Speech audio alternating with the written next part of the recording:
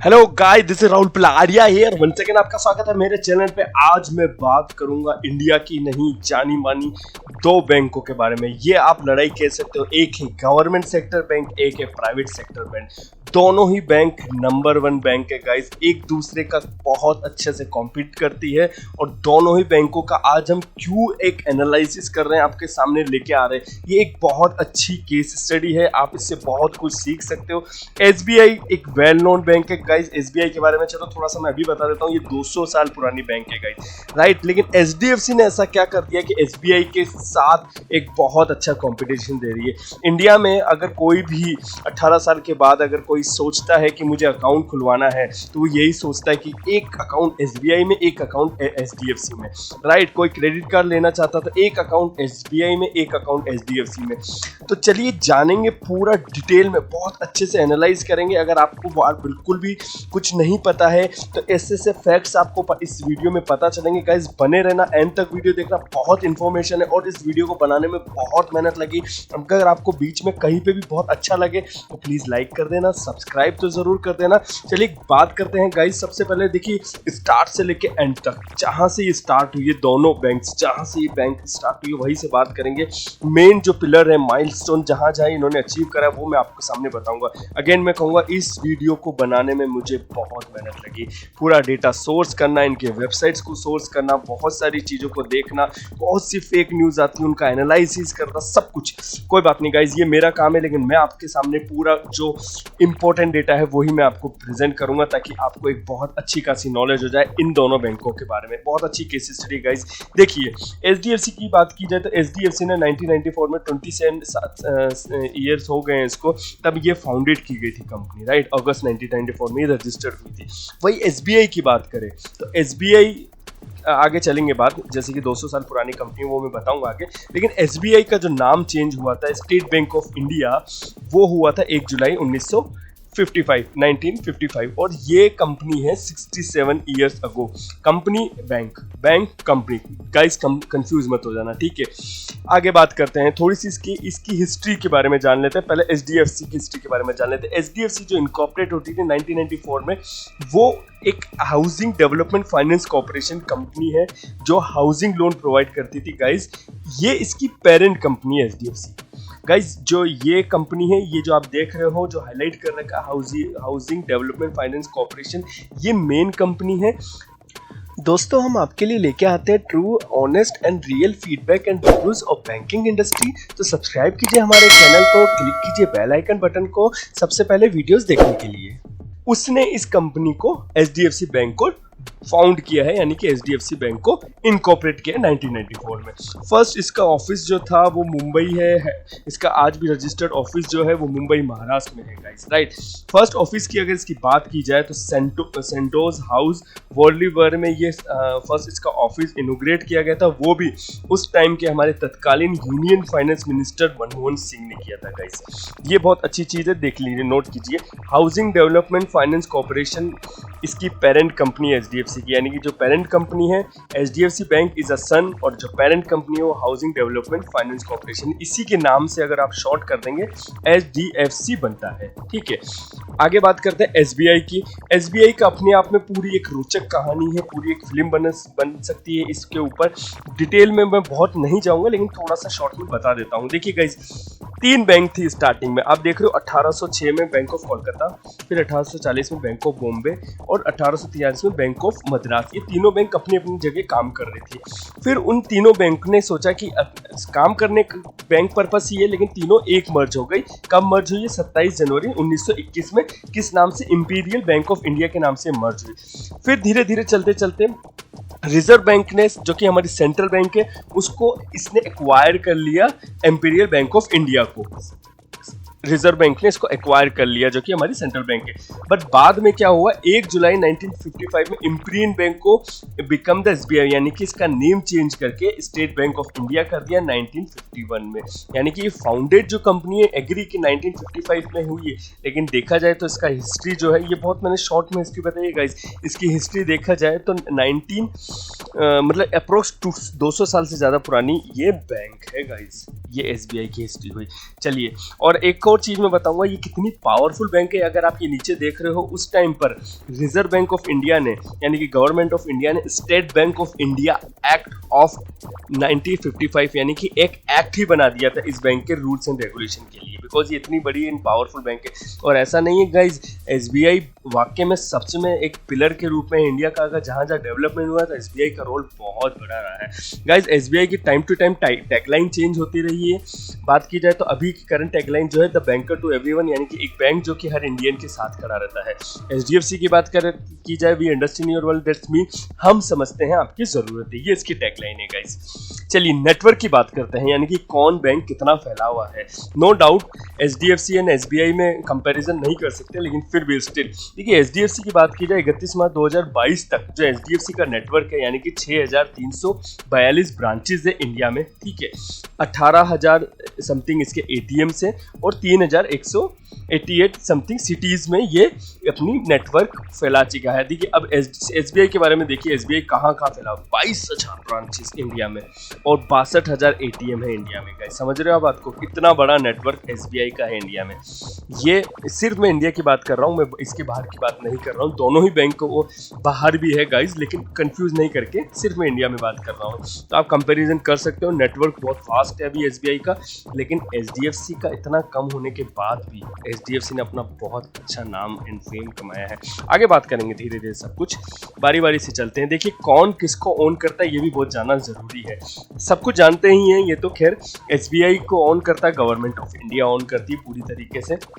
SBI ये इसकी subsidiaries है गाइज, अगर आप देख रहे हो तो ये इसकी सब्सिडरीज है। सब्सिडरी यानी कि एसबीआई को जो रिपोर्ट करता है, जो एसबीआई बैंक जिसको कंट्रोल करती है वो ये है। SBI life insurance, SBI card यानी कि एसबीआई कार्ड जितने भी credit card and payment services है वो एसबीआई का एक अलग ब्रांच बनाती है। एसबीआई जनरल इंश्योरेंस, जियो पेमेंट बैंक, येस बैंक को भी 30% एक्वायर करती है एसबीआई बैंक। आंध्र प्रदेश ग्रामीण विकास बैंक को भी 35% ऑन करती है एसबीआई बैंक। कावेरी ग्रामीण बैंक को भी 35% ऑन करती है ग्रामीण बैंक, ठीक है गाइस। इसकी सब्सिडरी की बात की जाए तो इसकी subsidiary no doubt HDFC securities है और एचडीएफसी फाइनेंशियल सर्विसेज, इसकी दो ही सब्सिडरी और पेरेंट, जैसे कि मैंने स्टार्टिंग में बताया था हाउसिंग डेवलपमेंट फाइनेंस कॉर्पोरेशन इसकी पेरेंट कंपनी एचडीएफसी बैंक की। अच्छा एक चीज और मैं बताऊंगा आपको, आगे मेरे वीडियो में बने रहना, आपको पता चलेगा। वो बोलते हैं ना बेटा बाप से भी आगे निकल गया, तो वही चीज यहाँ पे हुई है गाइज। यानी कि जो इसकी पेरेंट कंपनी है ना, उससे भी ज्यादा नाम जिस कंपनी ने कमाया है यानी कि एचडीएफसी बैंक ने कमाया है। क्यों, आगे जानेंगे, इस स्लाइड्स में बने रहे, धीरे धीरे चलते रहेंगे, ठीक है। चलिए देखिए नंबर ऑफ एम्प्लॉइज दोनों बैंक में का ये एक तरीके से आप कह सकते हो ट्रू कंपेरिजन है, बहुत अच्छे से कौन किस पे है सब कुछ आपके ऑन पेपर्स लाके दे रहा हूँ। नंबर ऑफ एम्प्लॉइज देखा जाए तो 2,45,642 एसबीआई में है एंड एचडीएफसी बैंक में 1,20,093 एचडीएफसी बैंक के नंबर ऑफ एम्प्लॉयज हुए। जल्दी इस पे मूव करते हैं नेक्स्ट। अब आ जाते हैं मोटा, जो बहुत इंपॉर्टेंट फैक्टर रखता है। ठीक है, सबसे पहले मैं आपको ना टोटल एसेट्स पे ध्यान लेके जाऊंगा।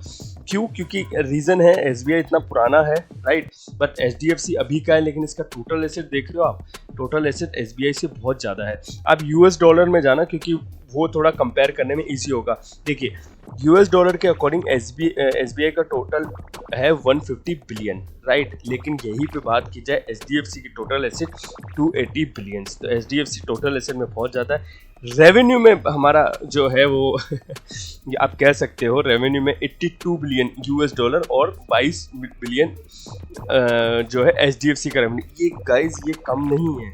जिस 27 ईयर में, मात्र 27 ईयर में आप 22 लाख बिलियन डॉलर का आप रेवेन्यू दे रहे हो, बहुत बड़ी मार्केबल जॉब है गाइस। वही एसबीआई को 82 बिलियन है, तो एसबीआई तो यू नो कि कितना पुराना है, वास्ट है, गवर्नमेंट का इसका ऊपर हाथ है, लेकिन प्राइवेट सेक्टर के बैंक होते हुए भी कोई कम मत है कि इस बैंक को। ठीक है, ऑपरेटिंग नेट इनकम की चलिए बात करते हैं। नेट इनकम अगर आप देखते हो तो इसकी भी 9.7 बिलियन है, ऑलमोस्ट इसका जस्ट हाफ है 5 बिलियन। ये इसका रेवेन्यू हुआ गाइस। रेवेन्यू के बेस पे आप मत कंपेयर करना, आप इसके बेस पे देखना कौन कितनी पुरानी बैंक है, उसके बेस पे आप कंपेयर करना। और गवर्नमेंट ऑफ इंडिया की बैंक है और एचडीएफसी प्राइवेट सेक्टर बैंक होकर इसने बहुत बड़ा नाम करवाया है, अपना वास्ट नेटवर्क कर दिया है। ठीक है, चलिए और आगे बात करेंगे। अब आ जाते हैं मेन मोटा पॉइंट पे। देखिए गाइस, आपको बता दूं, दोनों ही बैंक जो है, दोनों ही जो बैंक है वो लिस्टेड है। यानी कि लिस्टेड आप कह सकते हो। इसके शेयर्स जो है बॉम्बे स्टॉक एक्सचेंज पे एंड नेशनल स्टॉक एक्सचेंज पे दोनों ही बैंकों के शेयर्स लिस्टेड है। आप कोई भी इंडिविजुअल जो कि 21 ईयर्स से अबव है वो इसके शेयर्स खरीद सकता है विद टर्म्स एंड कंडीशन जो अलग है, वो सिनेरियोस अलग है। अब देखिए मार्केट कैप की जो बात की जाए ना, मार्केट कैपिटल जिसको हम बोलते हैं, वो HDFC का बहुत ज़्यादा है। ये देखिए इतनी कम टाइम में HDFC ने जो मार्केट कैप लिया ना, ये करोड़ में है, रुपीस करोड़ लिख रखा है मैंने। ये HDFC का क्या है, इतनी ज़्यादा है। अगर आप टॉप फाइनेंशियल सेक्टर में टॉप 4 बैंक्स की बात करें तो HDFC 4 में आता है। ICICI again private sector bank है, फिर लाइफ इंश्योरेंस, देन SBI आता है मार्केट कैप के बारे में अगर हम देखा जाए। इसका बहुत अच्छा मैं एक और आपको दिखाता हूँ। अगर आप देखना चाहते हो कौन सा सेक्टर में कौन सी चीज़ अच्छे से वर्क करी, तो गाइज आप देखिए यहाँ पे मैंने एक ये लिंक आपको डिस्क्रिप्शन में मिल जाएगा। ये जो आप देख रहे हो ना, ये सेक्टर्स है गाइज।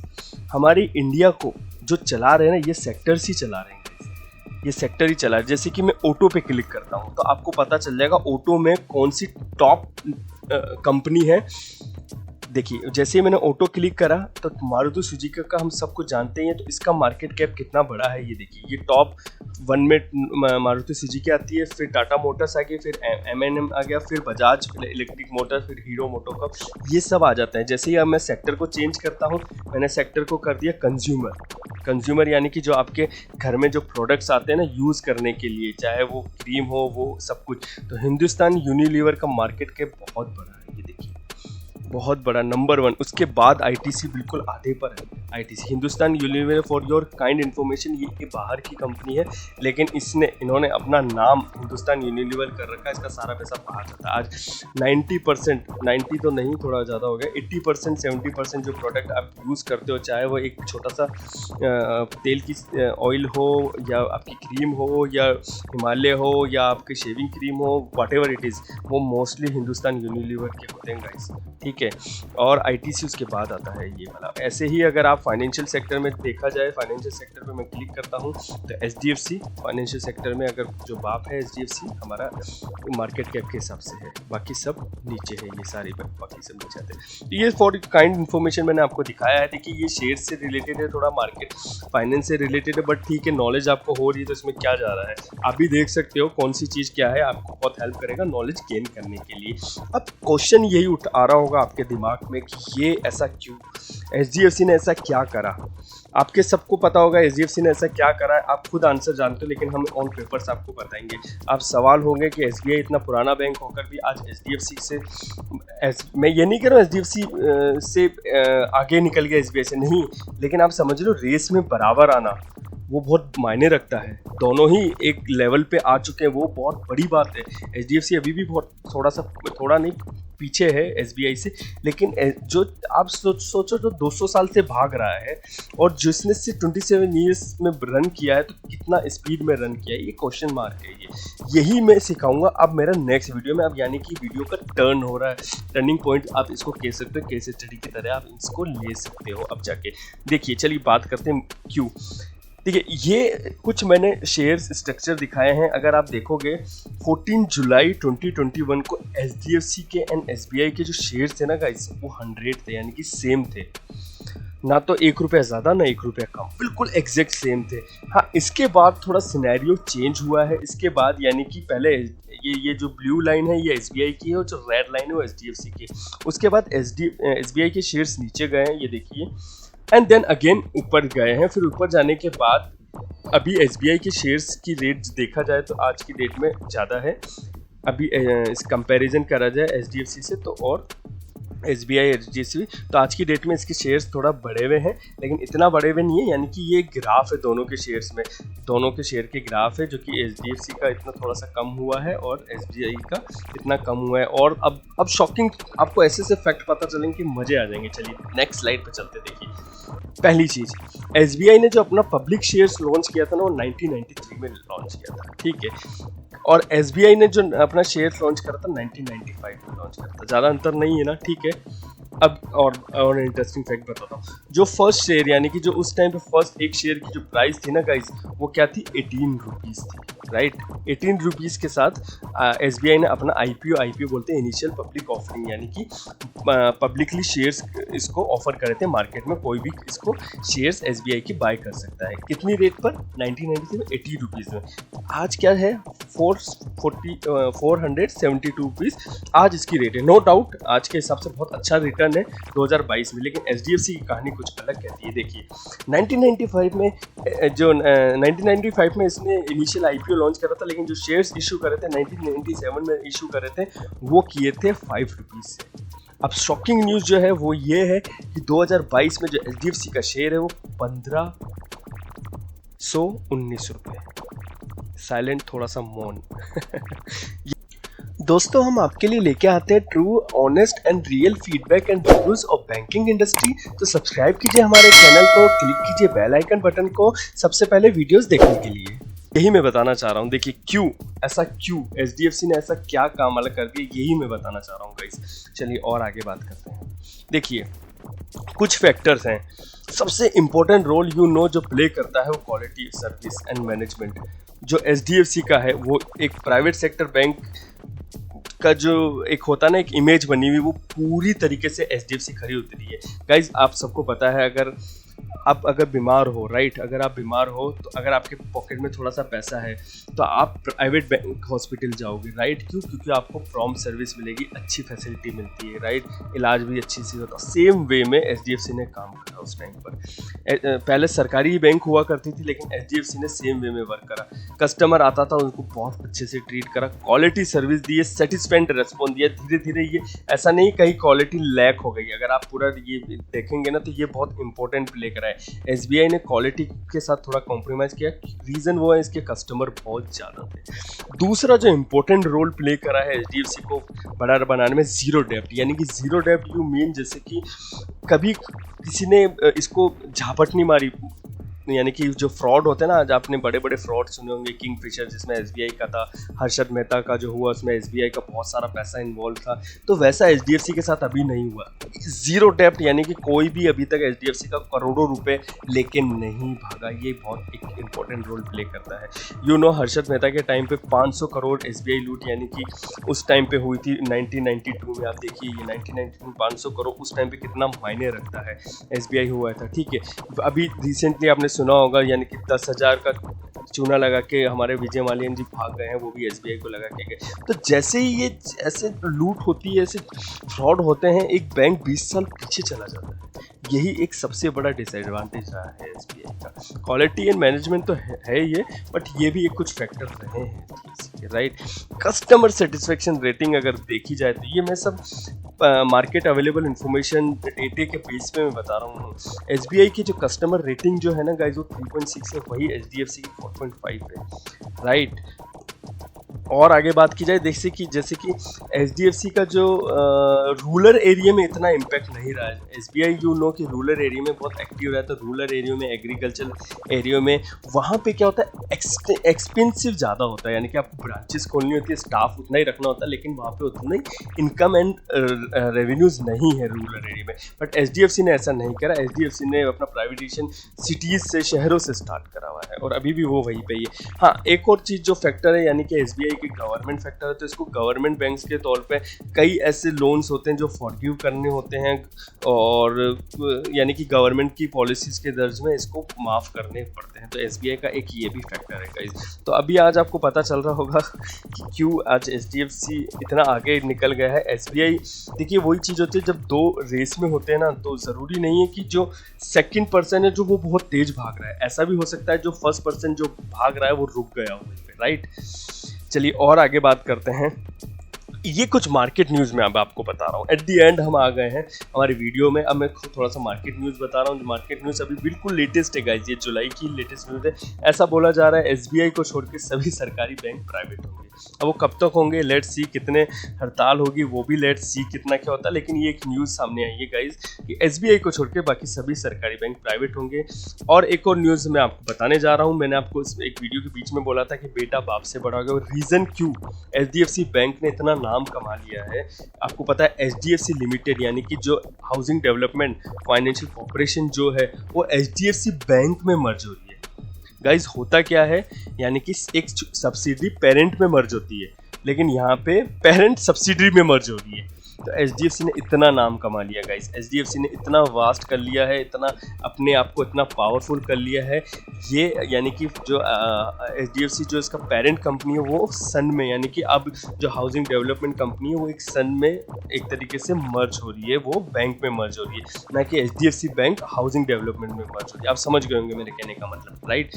इसीलिए मैंने कहा था कि बेटा बाप से आगे निकल गया। गाइज होप ये तो कुछ फैक्ट्स एंड फिगर्स थे, आपको वीडियो पसंद आया होगा। बहुत जल्दी चला हूं तो आप मेरा वीडियो पॉज करके देख सकते हो। प्लीज जाते जाते लाइक एंड सब्सक्राइब जरूर कर देना। Thank you guys, thank you, bye bye, take care.